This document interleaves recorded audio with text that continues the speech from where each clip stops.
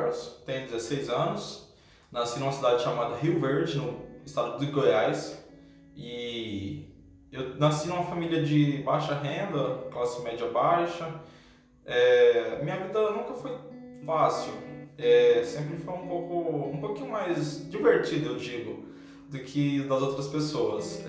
Quando eu era pequeno, eu era uma criança que era privada de algumas coisas, tipo sair de casa, na escola eu tinha amigos, mas não podia ir na casa deles, e minha mãe sempre foi muito rígida. Eu agradeço muito a ela por isso, porque senão poderia ter acontecido algo muito pior, que chegou a acontecer um fato na minha infância, que foi um abuso sexual, só que isso eu vou abordar em outro vídeo. E depois desse abuso, que começou assim os primeiros indícios do que seria uma possível esquizofrenia. Eu criei um amigo chamado Pedro Henrique de Alencar. Lembre-se desse nome, ele vai ser muito importante na trajetória dos vídeos. E ao decorrer de tudo, vocês vão entender como funciona um pouquinho da minha mente, um pouquinho do que seria a mente de uma pessoa com esquizofrenia.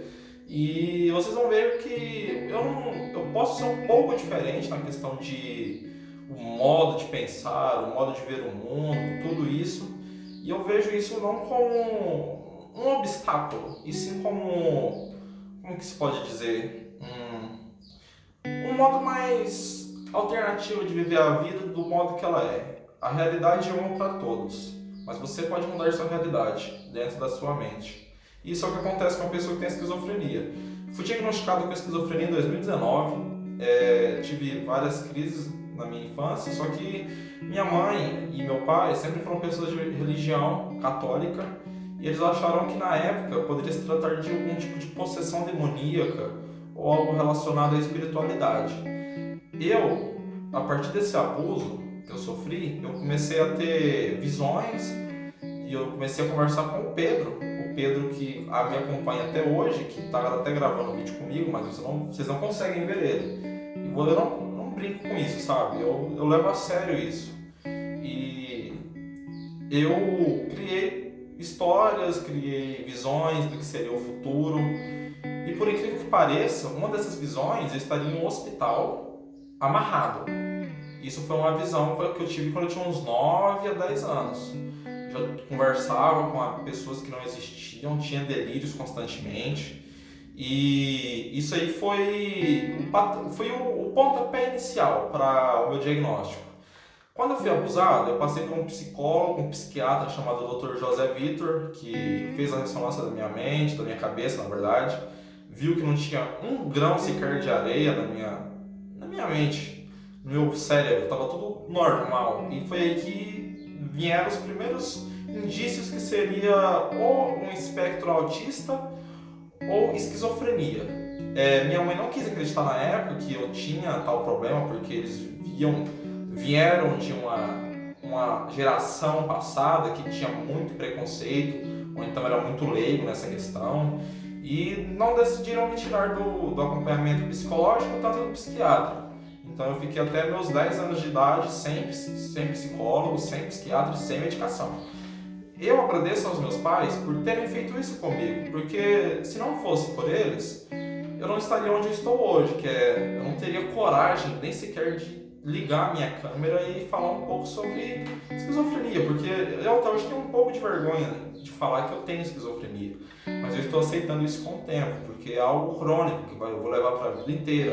A vida toda eu vou ter que viver com esse diagnóstico, tomar minha medicação, ir no psicólogo, no psiquiatra, e eu convivo muito bem com isso. Eu acho que o psicólogo, ele é o pontapé inicial do seu tratamento, ele que vai dar os seus laudos, ele que vai ver como está a sua mente, como está o seu dia a dia. E eu acho importante vocês darem muita atenção ao que o seu psicólogo, o que o seu psiquiatra diz. Eles estudaram para isso e eu vejo eles como salvadores. Eu hoje em dia não tenho espiritualidade, não tenho religião, eu sou agnóstico, acredito, mas tenho dúvidas, mas eu convivo bem com isso. Eu sei que o meu problema é psiquiátrico e não espiritual, como minha mãe pensava. Ao decorrer do meu tempo de crescimento, em 2019, eu tive várias crises de pânico.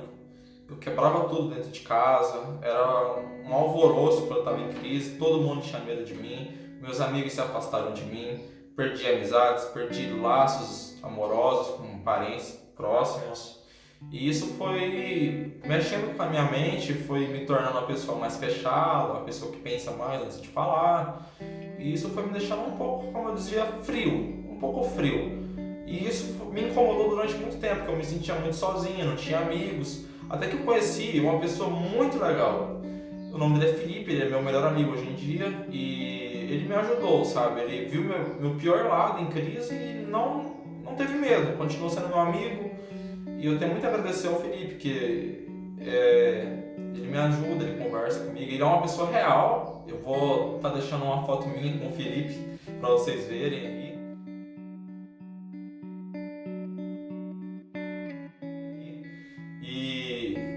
E hoje em dia, eu tenho uma vida normal. Eu tenho assim minhas alucinações, o que eu sinto sinto tato de pessoas que as outras pessoas não conseguem enxergar, mas eu enxergo. Eu ouço vozes o tempo inteiro.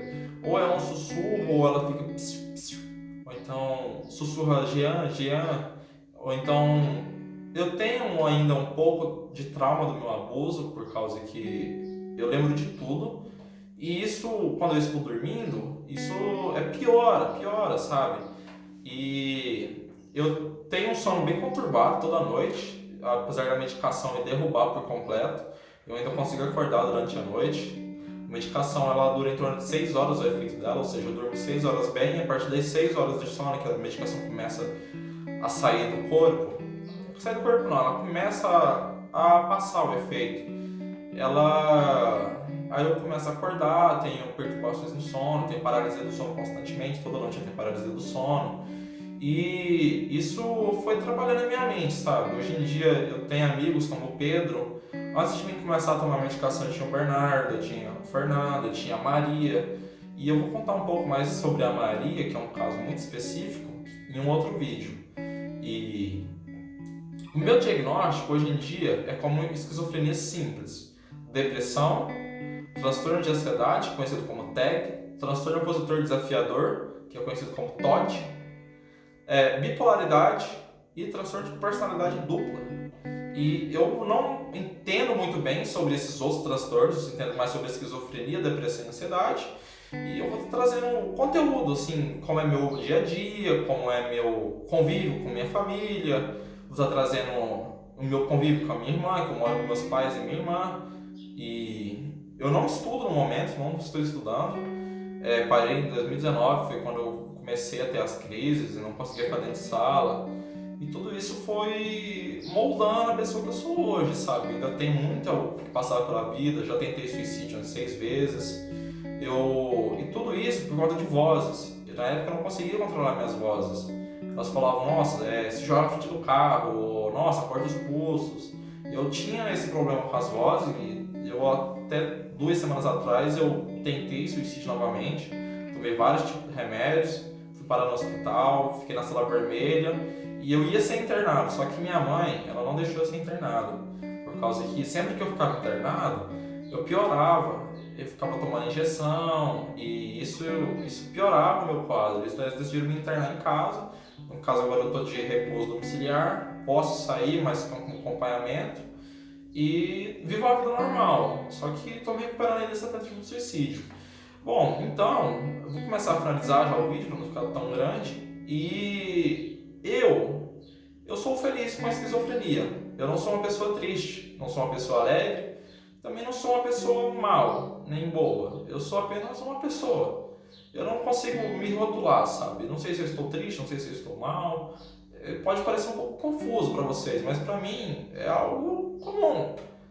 Algo confuso é algo comum. Eu nunca estou 100% certo, 100% com certeza. Acho que ninguém é 100% dono da razão e da certeza, sabe? A única certeza que temos é que um dia vamos morrer. Fora isso, é impossível você ter certeza de alguma coisa. E, bom, eu planejo criar esse canal, preciso de apoio, claro. Se você quiser deixar um comentário, deixar o like, se inscrever, compartilhar, eu agradeço. E nos próximos vídeos eu vou abordar outros temas, como o que eu vejo, o que eu sinto, o que eu escuto, e tudo isso vai ser algo mais intuitivo, sabe? Levando um pouco do humor e tal.